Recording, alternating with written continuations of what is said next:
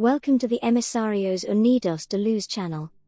If you enjoy this near-death experience story, consider giving it a like and subscribing to the channel.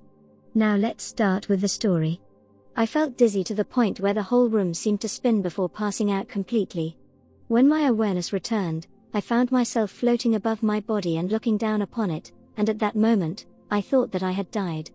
In a panic, I tried to reconnect with my body, but in spite of my efforts, I was unable to return to it.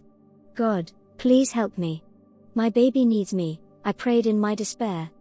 Suddenly, a door appeared before me, and that door had the same white, billowy, and fluffy appearance as cumulus clouds. I intuitively knew not to be afraid, yet the thought of passing through that doorway made me feel uneasy. Steeling myself, I drifted through the celestial portal, and upon passing through, I felt enveloped by the most wonderful feeling of serenity and an ambience of love. In that realm of pure love energy, I felt my being in equilibrium with absolute peace, free of the limitations associated with the physical body and unencumbered by any concerns, and that presence of divine love made it known to me that I would never be alone. In the distance, I saw a light whose illumination pervaded all of space, and in my curiosity, I thought to approach the light. Just as I began to float towards that light, a tall, male being adorned in a white robe suddenly appeared in front of me, and even though I wasn't able to clearly distinguish his facial features, I knew that the being was indeed God by the glory and the sacred magnificence that he emanated. In that being's presence, within the boundless sphere of his majestic radiance, I experienced the sweetness, ecstasy, and joy of unconditional and boundless love, and within the ambience of that resplendent and sublime love is where I wanted to remain forever. It is not yet your time, as your children are in need of your care, he stated. I was praying to you that you would help me return to my body. I want to stay here with you forever, but if I know that my children are in need of my care, before I go back, can I ask you a few questions? I asked. You can ask me anything, he replied. Why is it that some people meet angels and God during their near-death experiences, and yet there are many who do not? I asked. There are some who need more guidance than others. There are some who feel so lost in life that they need to experience the divine in order to rediscover their faith and life purpose. The angels and I show them the way, he explained. There are some who are established in their spiritual path and direction in life, and they don't need the type of guidance or help that one receives in an experience of the divine. In a near-death experience, they may not encounter angels or God, but they will have experiences that will assist them in other ways, he explained. God reminded me that people need to trust their hearts and their intuition, as doing so is key to deciding which direction to take. It is also important to understand that everyone's path is different, and one shouldn't try to force others to follow a path that doesn't resonate with their intuition or their instincts, he explained. Is abortion a bad thing? Why and in what way specifically does abortion do damage? I asked him. Abortion can have an impact on both the individual and society. For the individual, abortion can lead to physical and psychological trauma that can last for a long time.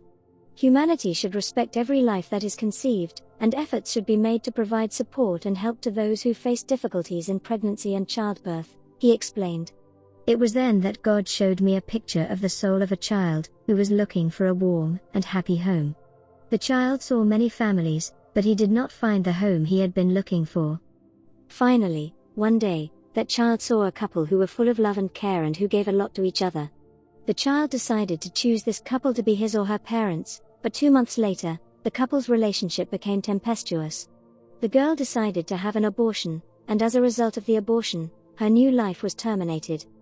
The story of the girl deciding to have an abortion was my own, and the decision to have an abortion, even after some years, was something I felt deeply ashamed of. God, as the embodiment of unconditional love and acceptance, however, didn't judge nor did he blame me in the least for my albeit regrettable decision, but rather, God reminded me that everyone makes mistakes, and he explained to me that peace and salvation were within my grasp if I would use reflection and prayer to learn to regard others and myself with compassion, that I may learn to love myself and others unconditionally. Can you show me heaven? I asked him. Of course, he replied with a smile.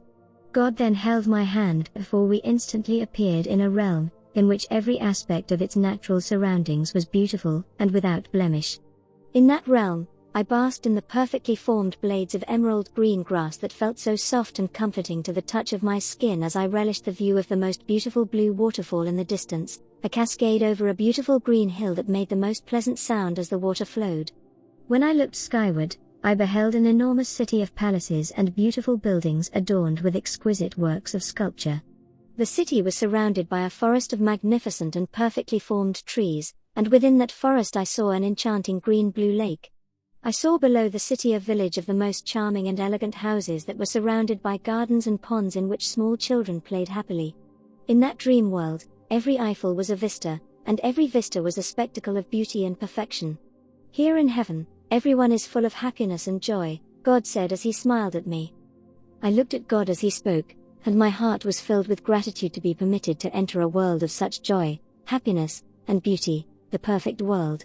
While I stood admiring the beauty in front of me, I began to hear a baby crying, and I soon realized that it was in fact my son who was crying. I knew then that it was time to return to life on earth to take care of my child. As I looked upon the face of God, I could feel a warmth enveloping me before I was instantly transported back to the continuum of darkness. In that void, the door appeared before me again, and as I passed through the celestial doorway, I found myself back in my body, somewhat disconnected from it. After a few attempts to reconnect, I began to feel a wonderful energy begin to flow through my body, and after some moments, I regained the ability to move it. That out-of-body experience occurred more than 10 years ago now, but I can remember all the details clearly every time I try to recall it. That NDE was one of the most amazing and meaningful experiences of my life, and I thank God that He was there for me and when I needed Him the most. My heart is filled with gratitude because I was able to be part of my son's life as he grew up. I cherish every moment of my life, and I believe that each moment follows God's will for me and my life. I feel that no matter what the future holds, I will be grateful for every event in my life because every experience will be a precious gift from God.